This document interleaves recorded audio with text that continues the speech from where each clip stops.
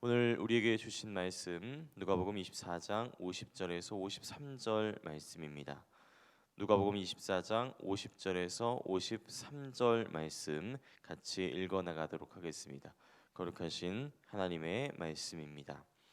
예수께서 그들을 데리고 베다니 앞까지 나가사 손을 들어 그들에게 축복하시더니 축복하실 때에 그들을 떠나 하늘로 올려지시니 그들이 그에게 경배하고 큰 기쁨으로 예루살렘에 돌아가 그들 성전에서 하나님을 찬송하니라. 아멘.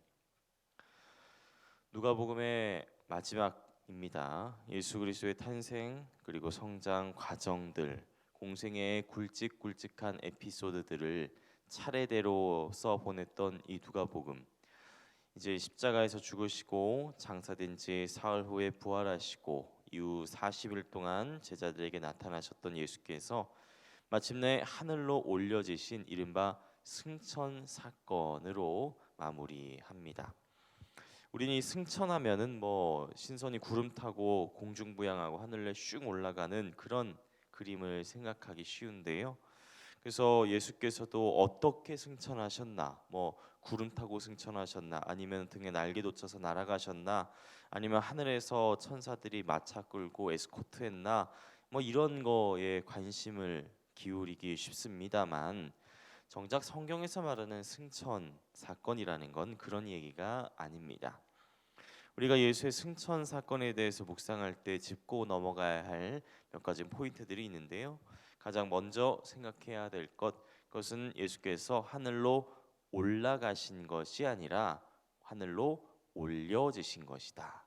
그러니까 능동태가 아니라 수동태라는 겁니다. 예수께서 자기가 알아서 하늘로 날아가신 게 아니라 하나님께서 예수를 하늘로 올려주신 것. 그래서 예수께서는 하나님의 이끄심을 받아서 하늘에 올려지신 것이라는 것이죠. 달리 말하면 예수 그리스도의 처음과 끝, 그러니까 태어날 때도 성령으로 말미암아 동정녀 마리아를 통해 태어나신 예수께서는 그 삶의 마지막도 하나님께 이끌리어 하늘에 올려지셨다. 그러니까 예수의 모든 인생 과정과 모든 순간들, 그것은 모두 하나님의 뜻과 하나님의 이끄심을 따라 이루어지신 것이다라는 이야기입니다.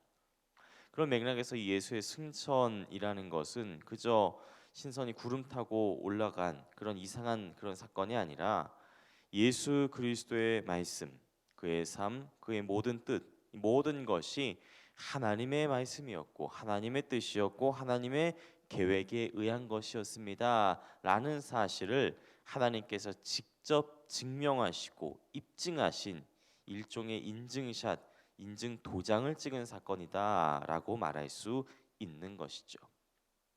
또 우리가 승천에 대해 생각할 포인트가 또 하나 있습니다. 예수께서 이제 승천, 하늘에 오르셨는데 정작 우리는 땅에 남아 있습니다. 예수께서 하늘로 가셨으니까 이제 우리 눈으로는 볼 수 없습니다. 그 음성 귀로 들을 수도 없고요. 손으로 예수님을 만질 수도 없습니다. 말 그대로 곁에 함께하지 않는 부재의 상황을 뜻하는 듯합니다. 우리들이야, 여기는 우리들이야 그 당시에 2000년의 간극이 있으니까 이 부재의 상황을 당연하게 그냥 아무렇지도 않게 그런가 보다라고만 생각하겠지만 당장 예수님과 함께 먹고 마시며 동고동락했던 이 사람들, 이 제자들의 입장에서는 예수의 승천 그리고 부재는 너무나 충격적인 일이었을 겁니다. 생각해보면 심지어 죽음을 이기고 부활까지 하셨는데 정작 이제 그 예수께서 곁에 계시지 않는다라고 하니 이 얼마나 당황스럽기도 하고 황당하고 상상할 수 없는 일이었겠습니까? 그런데 말이죠. 정말 예수님께서 부재하신 것인가? 그러니까 더 정확하게 말하면은 하늘에 오르셔서 우리 눈에 보이지 않고 손으로 만질 수도 없는 그런 상황이 되었으니 이제 다 끝난 것인가? 그래서 예수께서는 우리와 전혀 상관없는 분이 되셨다라는 이야기인가? 그렇지 않다라는 거죠. 저는 하필 승천, 그러니까 하늘에 오르셨다라는 표현에 주목해 보고 싶습니다. 물론 성경에서 하늘이라는 것은 하나님을 암시하는 상징이죠. 그러니까 하늘에 오르셨다는 말은 하나님께 가셨다, 하나님의 품에 안기셨다, 하나님과 함께 하신다라는 의미도 있겠지만 저는 거꾸로도 생각해 볼 수 있을 것 같습니다. 여기서 말하는 하늘이라는 것은 이 땅 지표면과 우주 대기권 사이를 채우는 이런 공간을 뜻하는 개념이 아닙니다. 지금에야 우리는 뭐 과학적인 검증 또 과학적인 이론들 그런 것들에 의해서 세상을 그 둥근 공 모양의 지구 우리가 생각하는 그런 모양으로 생각합니다만 고대인들 2000년 전 사람들은 하늘을 지붕 삼고 땅을 바닥 삼고 산과 산맥을 기둥 삼고 그런 집 같은 것으로 생각을 했다고 하지요. 그런 고대인들의 세계관을 감안을 하면은 이 하늘이라는 표현은 그저 텅 빈 공간을 뜻하는 것이 아니라 마치 지붕, 우리 머리 위를 덮고 있는 이런 지붕을 생각했지 않았을까 싶어요. 지붕은 언제나 집 위를 덮고 있죠. 지붕이 없으면 집이라고 하지 않습니다. 마찬가지로 하늘은 언제나 우리 머리 위에 있습니다. 지붕이 집 위에 반드시 덮여 있는 것처럼 하늘도 반드시 우리 머리 위에 있습니다. 그것이 당연한 자연의 이치입니다.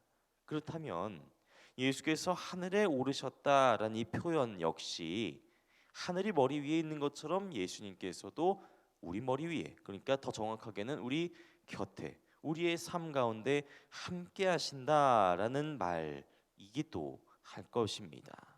이건 제 말이 아니라 성경의 표현이죠. 어떻게 하늘에 오르신 예수께서 지금 우리 곁에 계시는가?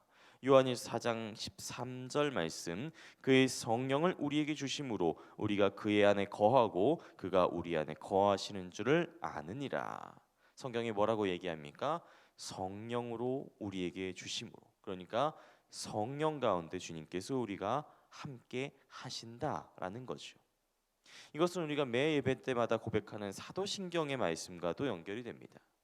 예수께서 전능하신 아버지 하나님 우편에 앉으시기 위해서 하늘에 오르셨다라고 사도신경은 고백하지요. 하나님 우편에 앉아서 뭐 하시겠습니까? 이 세상을, 이 나라를, 무엇보다 우리들을 다스리신다. 우리들과 함께 하신다. 어떻게요? 성령을 통해서요. 성령의 선물이요 성령의 열매인 사랑을 통해서 주님께서는 지금 이 순간도 온 세상을, 온 나라를, 그리고 우리들 한 사람 한 사람의 삶 가운데 깊숙이 함께 하신다라는 거죠. 그런 의미에서 예수의 승천이라는 것은 그저 우리 눈에 보이지 않기 때문에 더 이상 곁에 없다라는 이게 부재의 의미라기보다는 도리어 시간과 공간의 한계를 뛰어넘어서 지금도 성령으로 말미암아 우리와 함께 하신다는 성령의 동행을 뜻하는 것입니다. 그렇게 하늘에 오르신 예수께서는 지금 이 순간에도 성령으로 말미암아 함께 하고 계시다라는 거죠. 자, 그렇다면 이제 우리가 해야 될 것은 무엇이겠습니까? 오늘 본문 52절 53절, 그들이 그에게 주님께 경배하고 큰 기쁨으로 예루살렘에 돌아가 늘 성전에서 하나님을 찬송하니라. 이 제자들처럼 승천하신 예수를 경배하고 큰 기쁨으로 하나님을 찬송했던 이 제자들처럼 우리도 주님을 경배하고 큰 기쁨으로 찬송하고 예배하며 살아가야 하는 것입니다. 왜 예배해야 합니까? 예수께서 우리와 함께 하시기 때문입니다. 성령을 통해서 우리를 사랑으로 다스리고 계시기 때문이지요. 무엇보다 승천하신 예수께서 이 땅 가운데 다시 오실 것이라는 약속을 우리는 믿기에, 그 재림의 소망을 가지고 있기에 우리는 이 땅 가운데 살면서 주님을 기다리며 주님을 경배하고 큰 기쁨으로 찬송하며 살아가야 하는 것입니다. 그것이 예수의 제자 되고 그리스도인 된 우리의 삶의 모습이어야 합니다. 이게 누가복음의 결론입니다. 성도 여러분, 주님께서 우리와 함께 하십니다. 그리고 승천하신 주님께서는 우리에게 다시 오실 것입니다. 그 주님 믿고 경배하고 큰 기쁨으로 찬송하며 살아가는 2023년 새해 우리의 모든 인생 되시길 간절히 바랍니다. 기도하겠습니다. 하나님, 2000년 전 하늘에 오르신 주님께서 오늘 우리와 함께 하심을 믿습니다. 그리고 주님께서 다시 오신다는 약속, 재림의 소망도 믿습니다. 그 믿음으로 말미암아 살아가는 모든 순간 주님을 경배하고 큰 기쁨으로 찬송하며 살아갈 수 있는, 예배하며 살아갈 수 있는 우리 모두가 되게 하옵소서. 감사합니다. 예수님의 이름으로 기도합니다. 아멘. 이 시간은 함께 나눌 기도의 제목입니다. 지금 들은 말씀이 내 삶으로 이어지게 하옵소서. 말씀 묵상의 길입니다라는 말씀 붙잡고 묵상의 은혜 누리고 나누고 전하는 2023년 되게 하옵소서. 동네 세매주 성경 말씀 묵상 소그룹 사역을 통해서 성경책만이 아니라 우리 삶에도 밑줄 그으며 살아가게 하옵소서.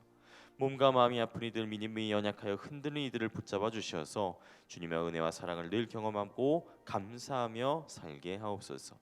교회에 함께 모여 우러르는 공예배의 거룩한 감동을 세상에 흩어져 섬기고 나누는 삶의 예배로 살게 하옵소서. 함께하는 공동 기도문과 각자 가지고 나오신 기도의 제목들 놓고 기도하시면서 삶의 자리로 나아가시기 바랍니다. 기도하겠습니다. 하나님 아버지 감사합니다.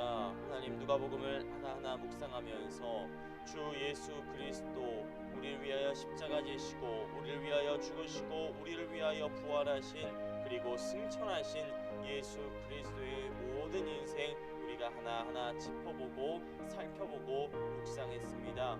주님이 우리의 그리스도이십니다. 주님이 우리의 주님이십니다. 주님이 우리의 소망이며 우리의 예배의 대상이십니다.